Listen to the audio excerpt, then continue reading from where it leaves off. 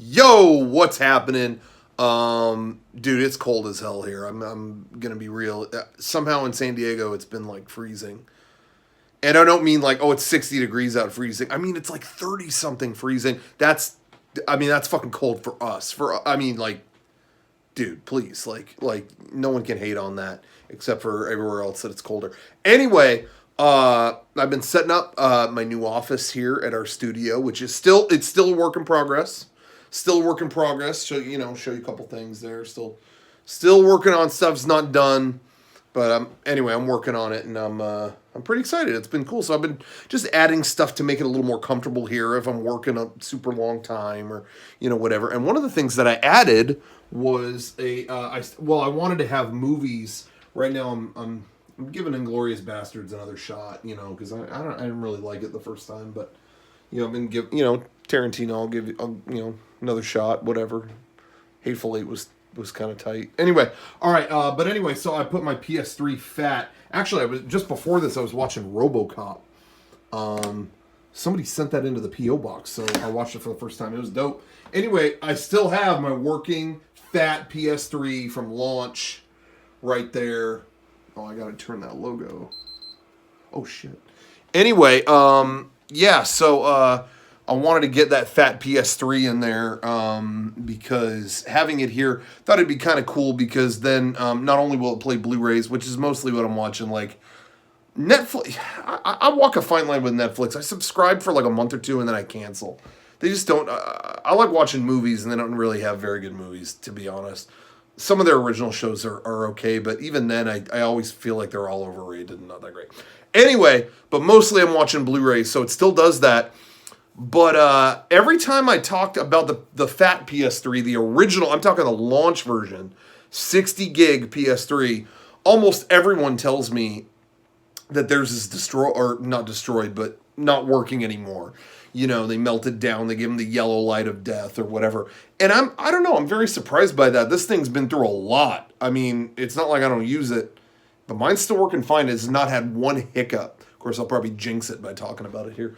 But anyway, yeah, it works great. And so I still use it. And I thought it'd be cool to have it here because if we do a friend dimension or something in the other room, in the other part of the studio, you can just pull it in because it plays PS1 and 2 games still. The reason I'm bringing all this up is it got me thinking about the PS3 and what an interesting and strange system that was from a very different time. As I said, it played PS1, 2, and 3 games. And it had the guts of each one inside it, I believe, unless I'm mistaken on that. Maybe PS1 it used software to emulate. You tell me. But PS2, I think it has the actual guts of a PS2 inside of it. Which is insane. I mean, that is just something they would not do today, right? I mean, either it would drive the cost up or they just want to sell the fucking game as a digital download, But either way, I don't feel like they would do that now. The PS3 was in a weird spot because it was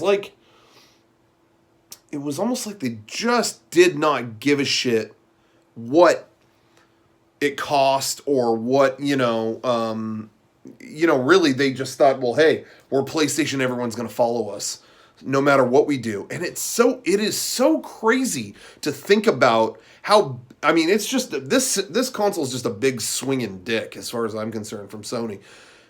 It is crazy to think how much shit they threw into it.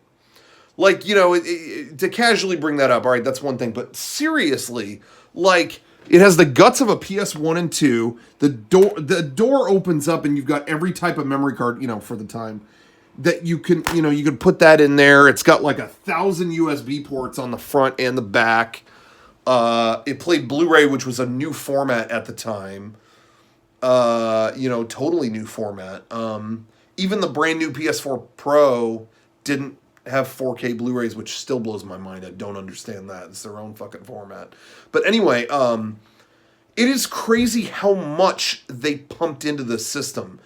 It's almost like they wanted to make it the most expensive system. And it was, it came out at $599 US, $599 US, $600. It was crazy. But at that time, that seems like so much, but at that time, Blu-ray was brand new, and to have that included with all the other stuff, 600 wasn't. I mean, it was still a high price. $600 is $600, but it wasn't insane as insane as it seems now, because Blu-ray players were not cheap at that time. Now they're $21.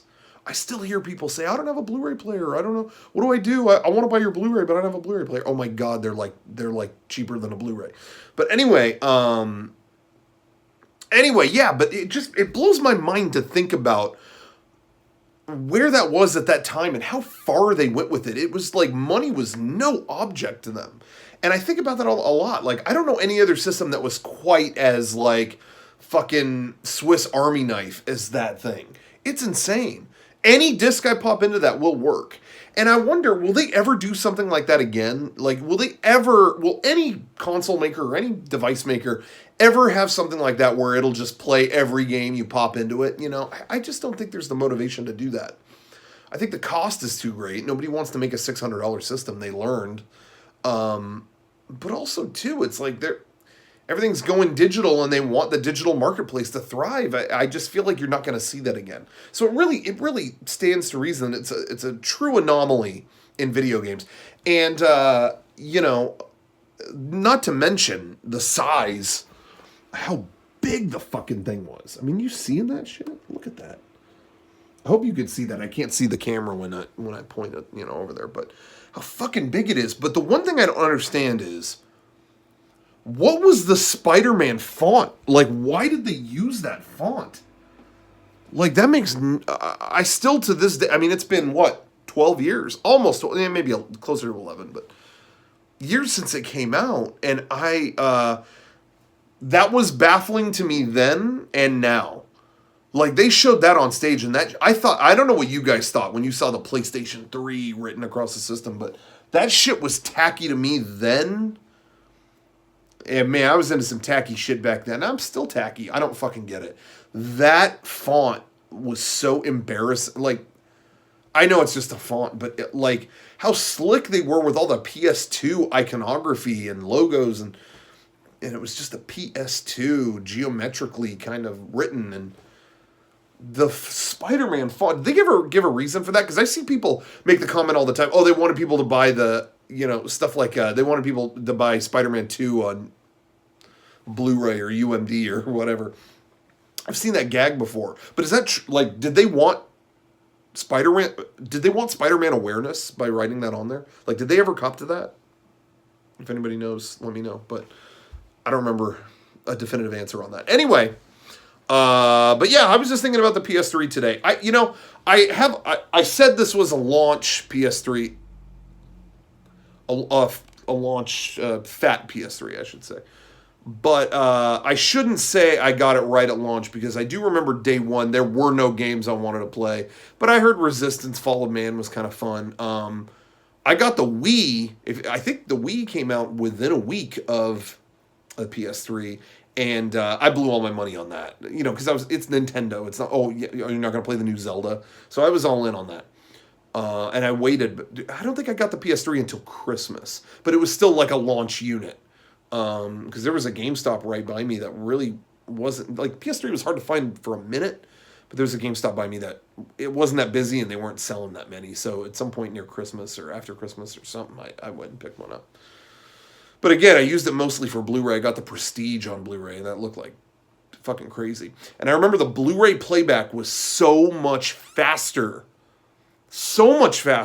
snappier, and honestly, I think looked better, at least on my setup. I know they were similar formats, than the HD DVD player, which I also had for the Xbox 360. Now, that connected through USB to the Xbox 360, but my Xbox 360 at the time did not have an HDMI port. I think it connected through VGA or some shit like that. VGA or DVI? It's been a long time, but I think it was some... I have this memory of hooking it up through VGA. Did that happen? Anyway. But it didn't have HDMI. Isn't that weird to think about? It couldn't have, maybe it was through component. fuck it, I don't know. But anyway, HD DVD though, that drive was slow as hell.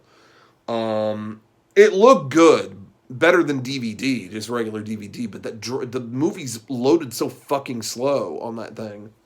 And then Blu-ray was snappy as hell, and it would resume when you played it back. Some of them did, some don't, which still blows my mind. There's still Blu-ray discs that don't resume, and I know I looked into it at some point. It was because there was some like JavaScript issue that Blu-rays had that DVD didn't. Should have fucking figured that out, because man, that was a blow to that format, man.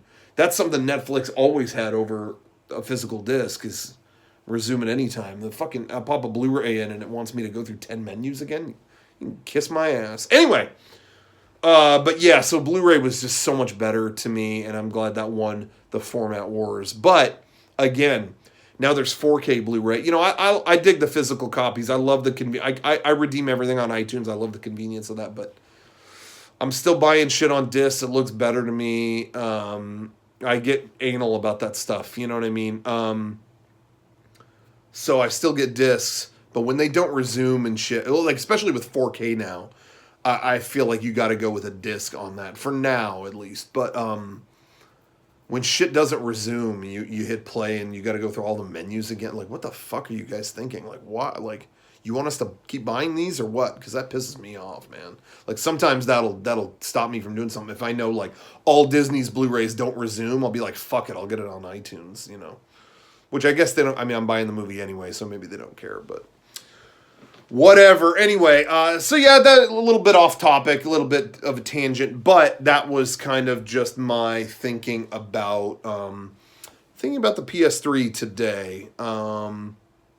You know, what are your memories of it? I thought it was a fantastic system. At first, it wasn't, and then as the platform evolved and more updates came and the games came, PS3 was just an awesome system. I really thought so. And dare I say, still, I think the PS3 is a better media player than the PS4. I don't know how that happened. Now, the PS4 has had some updates where I think it can play more formats than the 3 could. So in that sense, it's good. In that sense, it's better, I guess. But just the interactivity. Like, I have a Blu-ray remote. Oh, actually, I think I have it right here. Yeah. This is the original PS3 Blu-ray remote. See, it's got the Spider-Man font on it and all that shit. And this is still super snappy, super responsive. Turn the, fucking system on with... I mean, it's just immediate. It's as if you're using a controller. What is the fucking remote situation on the PS4 right now? Like, they didn't even have an official remote out of the gate. And then...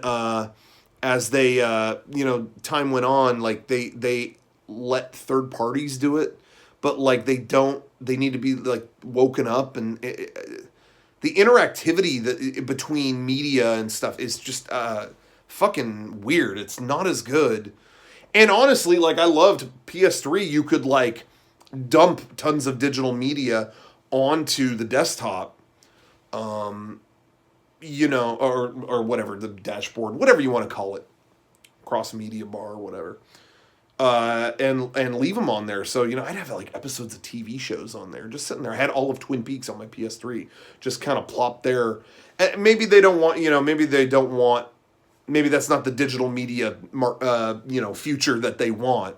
Maybe that encouraged piracy. I don't know. But man, it was pretty nice having a PS3 and you turn it on and all your games are right there.